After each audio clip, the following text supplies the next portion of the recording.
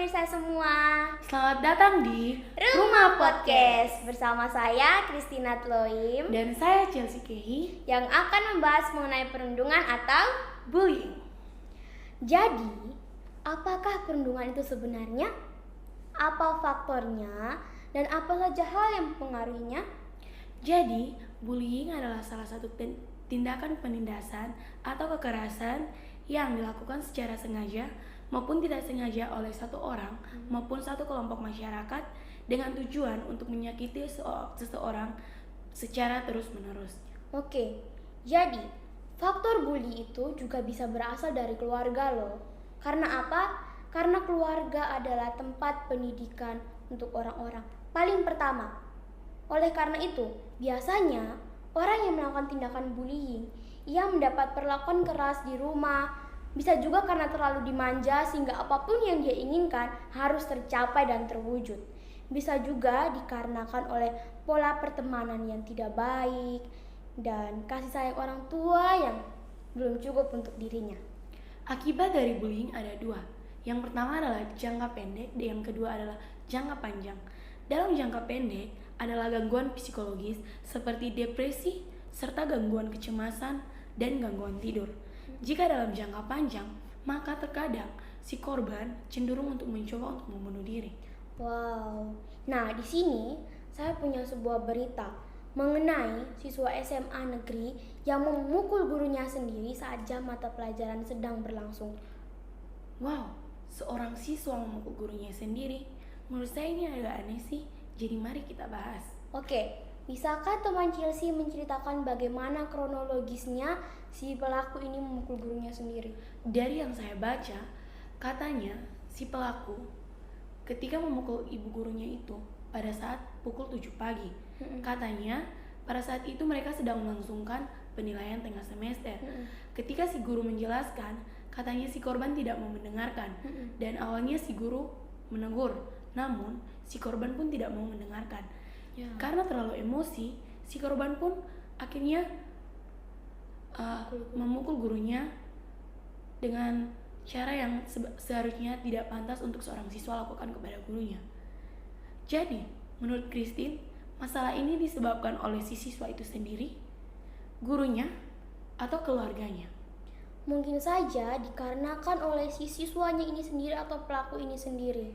Karena menurut data di UNICEF pada tahun 2020, di tahun 2018 sebanyak 41% anak remaja di usia 15 tahun terkena perundungan dan melakukan bullying.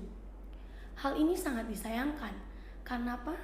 Karena kita adalah remaja yang akan membangun dan menjadi tulang punggung bangsa. Kita tidak pantas untuk melakukan hal tersebut.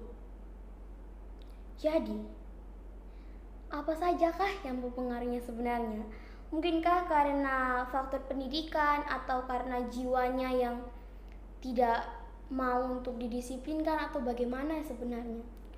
Oleh karena itu, pasti peran orang tua dan orang yang kita sayangi sangat penting. Selain itu, pendidikan karakter juga sangat penting untuk membangun diri kita. Jadi, kita harus belajar dari pendidikan karakter untuk menjadi seorang remaja yang mau maju dan memegang prinsip dan tanggung jawab yang kuat. Jadi, dalam memerangi perilaku bullying, kita harus belajar dari keluarga serta belajar dari pendidikan berkarakter. Oleh karena itu, pasti pendidikan karakter akan sangat-sangat penting bagi remaja saat ini. Dari hal ini, ada beberapa hal yang dapat kita lakukan untuk mencegah adanya pembulian. Di antaranya, yang pertama, deteksi pembulian sejak dini. Yang kedua, memberikan sosialisasi terkait bulian. Yang ketiga, memberikan contoh atau teladan yang baik misalnya dari orang tua, sahabat, orang-orang yang kita sayangi, dan lingkungan sekitar kita. Oke, jadi dari apa yang sudah kita pelajari ini, ternyata akan sangat-sangat baik bila kita mendeteksi bullying secara dini. Karena apa? Karena mendeteksi bullying secara dini itu sangat susah. Dikarenakan bahkan hanya kita mengolok-olok namanya saja itu sudah termasuk dalam tindakan bullying.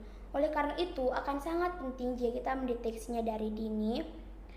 Dan Peran orang tua juga akan sangat-sangat penting bagi para pelaku korban bullying, karena peran orang tua itu yang bisa membuatnya seperti dirangkul, disayang. Oleh karena itu dia akan merasa apa sih keuntungan dari yang melakukan bullying sedangkan dia sendiri sudah disayang oleh orang tuanya. Jadi sebelum menutup, saya mempunyai suatu kata motivasi untuk kita semua, yaitu bahagia dan sukses milik kita siapapun, termasuk kamu para korban bullying. Memang tidak mudah melupakan pengalaman dari praktik bullying, tapi mau sampai kapan kita terdiam dan terpuruk? Lawan dengan semangat dan tekad kuat kita untuk maju, membahagiakan orang-orang yang kita sayangi. Jangan berkecil hati dan ayo semangat. Jadi, apakah Anda pernah mendapatkan bullying dari seseorang? Makanya Anda melakukannya kepada orang lain juga. Jika iya, berhentilah mulai dari sekarang, karena Anda masih mempunyai sebuah tekad, mempunyai semangat untuk melakukannya di hari kedepannya nanti. Sekian dari kami. Terima Thank kasih. you. Audio Jungle.